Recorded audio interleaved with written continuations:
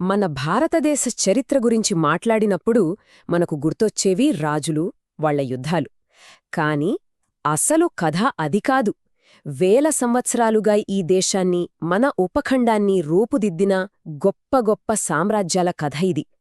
ఈ సుదీర్ఘ ప్రయాణంలో ఎన్నో రాజవంశాలు పుట్టాయి, తమదైన ముద్ర వేశాయి, ఆ తర్వాత కాలంలో కలిసిపోయాయి. మరి ఇంత పెద్ద చరిత్రలో మన దేశ భవిష్యత్తును శాశ్వతంగా మార్చేసిన ఆ గొప్ప సామ్రాజ్యాలు ఏవి? వాటి విజయాల నుంచి, వైఫల్యాల నుంచి మనం ఏం నేర్చుకోవచ్చు? రండి, ఈ ప్రశ్నలకు సమాధానాలు వెతుకుదాం.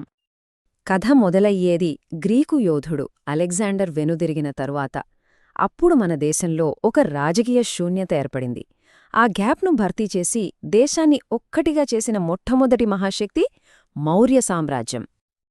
అలెగ్జాండర్ వెళ్లిపోవటంతో ఏర్పడిన ఆ రాజకీయ శూన్యత ఉంది చూశారు, దాన్ని చంద్రగుప్త మౌర్యుడు ఒక అద్భుతమైన అవకాశంగా మార్చుకున్నాడు. తన గురువు ఆచార్య చాణక్యుడి మైండ్ బ్లోయింగ్ స్ట్రాటజీలతో నందవంశాన్ని ఓడించి భారతదేశ చరిత్రలోనే మొట్టమొదటి అతిపెద్ద సామ్రాజ్యానికి పునాది వేశాడు. ఇక చంద్రగుప్తుని మనవడు అశోకుడు ఈ సామ్రాజ్యాన్ని దాదాపు దేశం నలుమూలలకు విస్తరింపజేశాడు.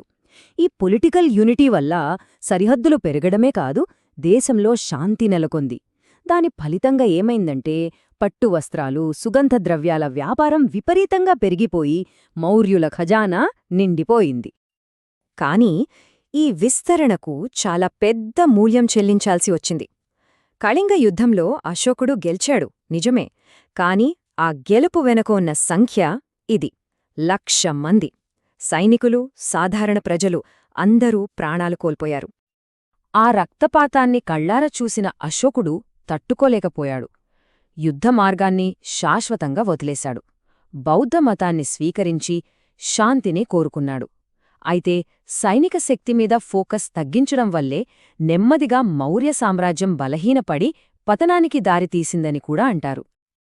సరే, మౌర్యలు పడిపోయిన తర్వాత భారతదేశం మళ్లీ చిన్న చిన్న రాజ్యాలుగా విడిపోయింది.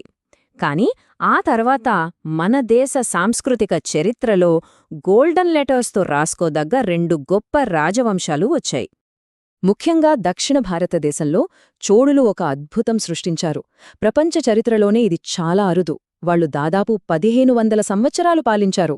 వాళ్ల పాలన కేవలం సైనిక శక్తిమీద ఆధారపడలేదు, వాళ్ల కల్చరల్ డామినెన్స్ కూడా కారణం.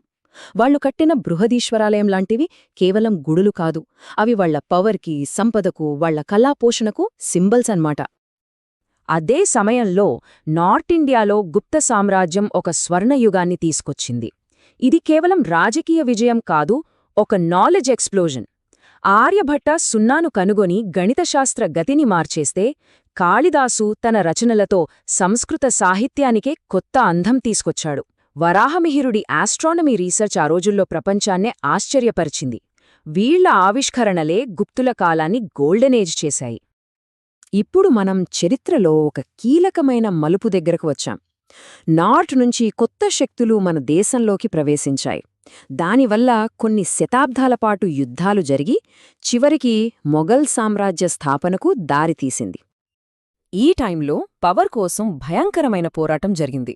ఉత్తరం నుంచి వచ్చిన అల్లావుద్దీన్ ఖిల్జీ, ఆ తర్వాత వచ్చిన మొఘలులు, సౌత్లో ఉన్న హొయసలులు, తూర్పున ఉన్న పాల, గంగా సామ్రాజ్యాలను ఒకరి తర్వాత ఒకరిని ఓడించారు. ఈ విజయాలతో భారతదేశ రాజకీయ, సాంస్కృతిక ముఖచిత్రమే పూర్తిగా మారిపోయింది.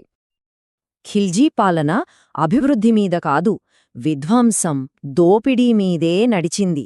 సోమనాథాలయం నుంచి ఊహించలేనంత సంపదను దోచుకోవడమే కాదు, ప్రాచీన విజ్ఞాన కేంద్రమైన నలంద విశ్వవిద్యాలయంలోని లక్షలాది అమూల్యమైన గ్రంథాలను తగలబెట్టించాడు.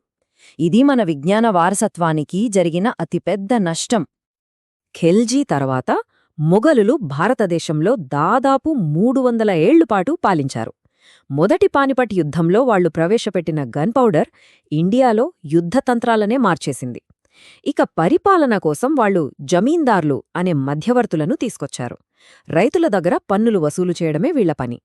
ఈ జమీందారీ వ్యవస్థ రైతులపై చాలా పెద్ద ప్రభావం చూపింది. వీటితో పాటు వాళ్ల పాలనలో మత మార్పిడులను కూడా ప్రోత్సహించారు. మొఘలుల పవర్ తగ్గుతున్న టైంలో వాళ్ల ఆధిపత్యాన్నే సవాలు చేస్తూ 2 అసాధారణమైన ప్రాంతీయ శక్తులు పుట్టుకొచ్చాయి. పశ్చిమాన ఛత్రపతి శివాజీ నాయకత్వంలో మరాఠా శక్తి ఉప్పెనలా లేచింది. ఆయన వాడిన గిరిల్లా యుద్ధ తంత్రాలు అంటే మెరుపు వేగంతో దాడులు చేసి అడవుల్లోకి కొండల్లోకి మాయమవడం ఎంత పెద్ద మొఘల్ సైన్యాన్నైనా ముప్పు తిప్పలు పెట్టాయి. ఈ టాక్టిక్స్తోనే ఆయన ఒక స్వతంత్ర మరాఠా సామ్రాజ్యానికి పునాది వేసి ఇండియన్ పొలిటికల్ మ్యాప్నే మార్చేశారు. అదే సమయంలో వాయువ్యంలో ఒక యువసింహం గర్జించింది. కేవలం 17 ఏళ్ల వయసులో మహారాజా రంజిత్ సింగ్ అప్పటి ఆఫ్ఘాన్ పాలకులను ఓడించి లాహోర్ను గెలుచుకున్నారు. అది మామూలు విజయం కాదు. ఆ తర్వాత ఆయన చిన్న చిన్న సిక్కు రాజ్యాలన్నింటినీ ఏకం చేసి ఒక శక్తివంతమైన సామ్రాజ్యాన్ని స్థాపించారు. అందుకే ఆయన్ని పంజాబ్ సింహం అని పిలుస్తారు. ఇక మన దేశ చరిత్రలో చివరి సామ్రాజ్యానికి వద్దాం. కేవలం వ్యాపారం కోసం వచ్చిన ఒక కంపెనీ నెమ్మదిగా దేశం మొత్తాన్ని తన గుప్పిట్లోకి ఎలా తీసుకుందో చూద్దాం. బ్రిటిష్ పాలన ఒక విచిత్రమైన వారసత్వాన్ని వదిలిపెట్టింది. చాలా కాంప్లికేటెడ్.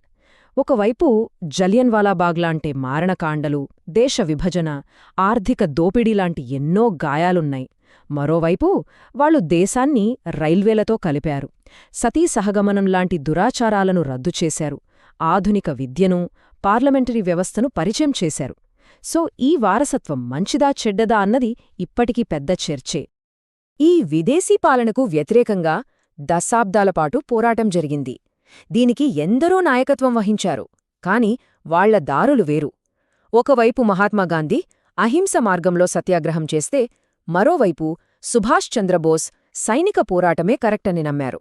ఇలాంటి ఎన్నో భిన్నమైన పోరాటాల ఫలితమే మన స్వాతంత్ర్యం. చివరికి దశాబ్దాల పోరాటాలు, లెక్కలేనన్ని త్యాగాల తర్వాత 1947 ఆగస్టు 15న భారతదేశానికి స్వేచ్ఛ లభించింది. మౌర్యుల ఐక్యత, గుప్తుల విజ్ఞానం, మొఘలుల వాస్తుశిల్పం, బ్రిటిష్ వారి పరిపాలనా వ్యవస్థలు ఇలా ప్రతి సామ్రాజ్యం మనపై చెరగని ముద్ర వేసింది. మన భాషలో, సంస్కృతిలో, రాజనీతియాల్లో వారి వారసత్వం ఇప్పటికే బతికే ఉంది. అయితే ఈ సామ్రాజ్యాల చరిత్ర నుంచి మనం నేర్చుకోవలసిన అసలు పాఠమేంటి? గతాన్ని అర్థం చేసుకోవడం మన భవిష్యత్తును నిర్మించుకోవడానికి ఎలా సహాయపడుతుంది? ఒక్కసారి ఆలోచించండి.